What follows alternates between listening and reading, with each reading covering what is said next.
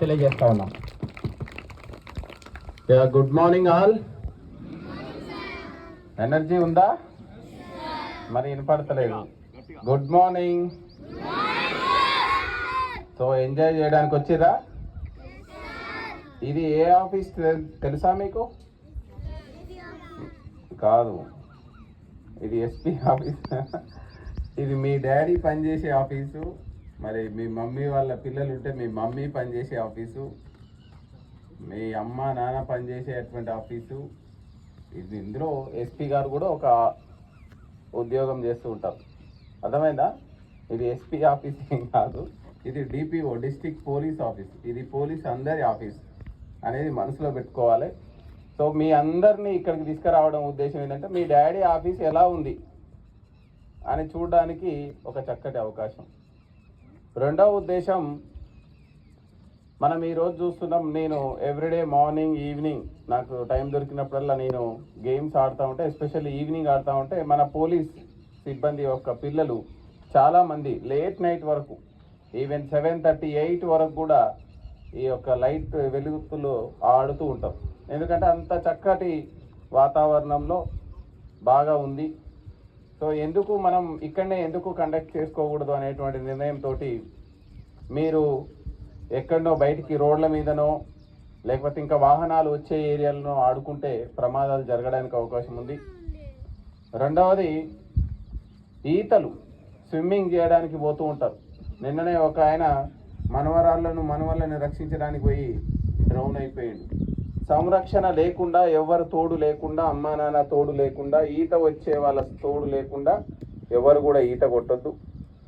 So మీరు శారీరకంగా మానసికంగా ఈ సమ్మర్ క్యాంప్ అనేది దోహదం చేస్తుంది. కొత్త విషయాలు నేర్చుకోవడానికి, విభిన్న రకాల ఇళ్లల్లో పెరిగినటువంటి పిల్లల మనస్తత్వాలు తెలుసుకోవడానికి, మన యొక్క పోలీసు యొక్క క్రమశిక్షణ ఎలా ఉంటుందో తెలుసుకోవడానికి ఇది ఒక చక్కటి అవకాశం. ఇంకా ఎవరైనా జైన్ కానటువంటి పిల్లలు ఉన్నా వాళ్ళందరినీ కూడా తీసుకొని రండి. ఈవినింగ్ మీకు తోచిన టైంలో మార్నింగ్ కూడా తీసుకొని రండి. కొన్ని స్పెషల్ ట్యూటర్స్ని పెట్టినాం, గైడర్స్ని పెట్టినాం. వాళ్ళ సమక్షంలో మనం ఇది కండక్ట్ చేసుకుందాం. రెండవది, మీ అందరికీ తెలుసు, సూర్యాపేట జిల్లాలో మీ అందరి సంక్షేమం కోసం, పోలీస్ డిపార్ట్మెంట్ సంక్షేమం కోసం గత 1 సంవత్సరం కాలంలోనే మనం చాలా మార్పులు తీసుకొచ్చినాం.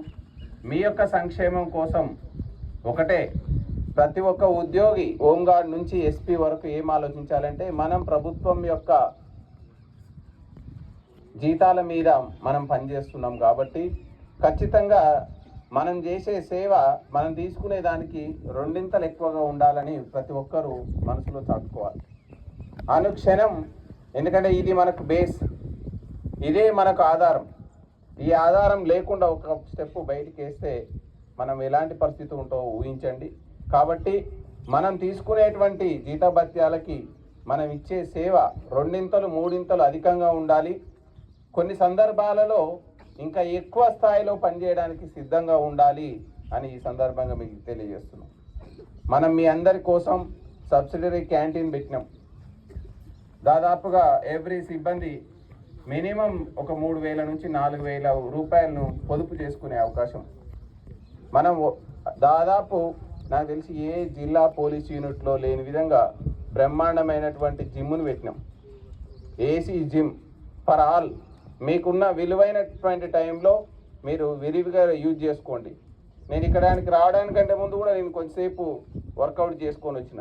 ఇది ఎందుకు వర్కౌట్ చేస్తామనంటే మన శారీరక దృఢత్వం, మానసిక దృఢత్వం, దాని ద్వారా ఇంకా ఎక్కువ సమయాన్ని, ఎక్కువ బలాన్ని కుటుంబానికి కానీ డిపార్ట్మెంట్కి కానీ ఇవ్వడానికి అవకాశం ఉంటుంది. మరి అందరూ గమనించాలి, మనకు అహర్రాత్రులు ఉంటుంది. నేను కూడా రాత్రి 10 గంటలు, 11 గంటలు, 12 గంటల వరకు మేలుకొని జిల్లాలో ఏం జరుగుతుందో అనుక్షణం ఆలోచిస్తూ మళ్ళీ 6 గంటలకే మళ్ళీ ఫీల్డ్లోకి వచ్చి మళ్ళీ ఒక సంధానకర్తగా ఉన్నతాధికారులకి, కింది లెవెల్ ఉన్నటువంటి ఆఫీసర్లకి ఎఫెక్టివ్ పోలీసింగ్, ఎఫెక్టివ్ ఫంక్షనింగ్ జరగడానికి మనం కృషి చేస్తున్నాం. అదేవిధంగా గ్రౌండ్ మీరు అంతకుముందుకు చూసి ఉంటే ఎలా ఉండేది, కనీసం అడుగు పెట్టడానికి పరిస్థితి లేకుండేది. అలాంటి ఈ ప్రదేశాన్ని ఈరోజు ఎంత సుందరంగా తీర్చిదిద్దబోతున్నామో చూడండి. రేపు ఫ్యూచర్లో మీరు గర్వంగా ఫీల్ అయ్యే విధంగా ఈ యొక్క ప్రెమిసిస్ తయారవుతుంది అనడంలో సందేహం లేదు. అదేవిధంగా ఎంటీ వింగ్ ఏర్పాటు చేసుకోబోతున్నాం, వాలీబాల్ కోర్ట్ ఏర్పాటు చేసుకున్నాం. అదేవిధంగా ఇంకా మీ యొక్క తోడ్పాటు ఉంటే, మీ అందరిలో ఒక సంకల్పం ఉంటే ఖచ్చితంగా మనం ఇంకా మంచి మంచి పనులు చేసుకోవడానికి అవకాశం ఉంటుంది. కాబట్టి మీ పిల్లలను ఈరోజు ఈ సందర్భంగానే మనకు 10th క్లాస్ రిజల్ట్స్ వచ్చినాయి, ఇంటర్మీడియట్ రిజల్ట్స్ వచ్చినాయి. అందులో మంచి ప్రతిభ కనపరిచినటువంటి విద్యార్థులకు, మీ పిల్లలకి మన జిల్లా తరఫున కూడా కొంచెం ప్రోత్సాహం ఇచ్చి వీళ్ళందరికీ కూడా మార్గదర్శకంగా ఉండేటట్టు, వీళ్ళందరూ కూడా మా ఎస్పీ గారి చేతిలో ఎవరుంటే వాళ్ళ చేతుల మీదుగా మేము బహుమతి తీసుకోవాలి అనే ప్రోత్సాహం. ఎందుకంటే నాకు గుర్తుంది, నేను 1116 మేము 10th క్లాస్ చదువుకునేటప్పుడు అనౌన్స్ చేస్తే ఆ ప్రైజ్ పొందాలని ఆహర్నిశలు కష్టపడ్డాం. అంటే దాని యొక్క ప్రేరణ ఎంత ఉంటుంది అని అంటే మనం అర్థం చేసుకోలేనంత ఉంటుంది. కాబట్టి మీరందరూ కూడా మీ పిల్లల్ని చక్కగా చదివించుకోండి, వాళ్ళని శారీరకంగా మానసికంగా సంపూర్ణులుగా తీర్చిదిద్దండి, ఆల్రౌండర్ నైపుణ్యాలను తీర్చిదిద్దండి. స్పూన్ ఫీడింగ్ చేయకండి. స్పూన్ ఫీడింగ్ అమ్మ ఇంకా తినిపించడం వద్దు. ఇంకా వాళ్ళు సొంతంగా స్టెబిలిటీగా ఉండేటట్టు, స్థిరంగా ఉండేటట్టు తయారు చేయండి. వాళ్ళలో కూడా కష్టాన్ని నేర్పండి, సుఖాన్ని నేర్పకండి. Always don't give scope to happiness. అప్పుడప్పుడు కష్టాలు పెట్టడం. ఇంతకు ముందుకు మనం సోషల్ మీడియాలో చూస్తున్నాం, ఒక తండ్రి నడుచుకుంటూ పోతూ ఉంటాడు, చిన్న పిల్లోడు 1 year 1.5 year అప్పుడే టప్పటడుగులు నేడుస్తూ ఉన్నాడు. అక్కడ ఒక 3 వైర్లు అడ్డం ఉంటాయి. ఆ 3 వైర్లని తండ్రి పెద్దోడు కాబట్టి దాట వేసుకొని వెళ్ళిపోతాడు. కొడుకు ఏడుస్తూ ఉంటాడు, అయినా తండ్రి చెల్లించాడు, ముందుకు వెళ్ళిపోతాడు. కొడుకు ఏం చేస్తాడు, ఆలోచిస్తాడు. ఆ 3 అబ్స్టాకిల్ని అధిగమించడానికి స్వయంగా అతనిలో ఒక మార్పు వస్తుంటుంది. సో దాని ద్వారా ఏమొస్తుంది అంటే వాళ్ళు ఎనలేని కాన్ఫిడెన్స్ వస్తుంది. మీకు అది అర్థం కాదు, మనం పెద్దగైనాం కాబట్టి దాన్ని మనం అర్థం చేసుకోలేము.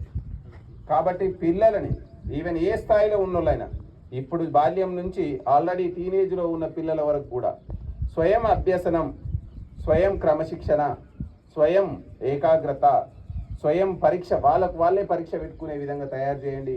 ఖచ్చితంగా మంచి ప్రతిభ కలిగినటువంటి యువత తయారవుతుంది. సరే, అందరు గవర్నమెంట్ ఉద్యోగాలు వస్తాయి, అందరికీ మంచి సెటిల్ అవుతారు అనేది ఏం లేదు. ఎందులోనైనా వాళ్ళు కష్టపడే తత్వం ఉంటే ఏ సెక్టార్లోనైనా వాళ్ళు ఉజ్వలంగా రాణించడానికి అవకాశం ఉంటుంది.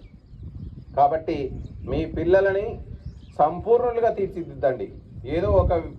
మీ అందరికీ తెలుసు, శరీరంలో ఏదో ఒక అవయవం పెరిగితే, ఒక చెయ్యి ఎక్కువైంది అనుకోండి, ఒక చెయ్యి కాలు ఎక్కువైంది అనుకోండి, లేదా ఒక కాలు లడ్డుగా అయింది అనుకోండి, ఏమంటాం, దాన్ని వైకల్యం అంటాం.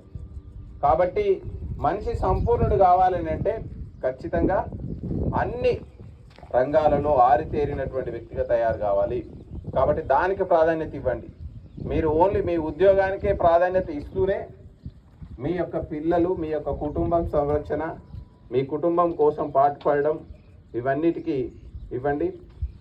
అదేవిధంగా నా ప్రసంగం తర్వాత అందరూ కూడా ఒక 1 minute మీరు మన మిత్రులు ఎవరైతే గత సంవత్సర కాలం నుంచి రాంబాబు కావచ్చు, కమలాకర్ కావచ్చు, రీసెంట్గా సైదులు కావచ్చు, అది సోమాని కావచ్చు, ఇంకా కొంతమంది మనకు గుర్తులేదు, యాదగిరి కావచ్చు, ఇంకొక మన తిరుమలగిరిలో ఏం పేరు,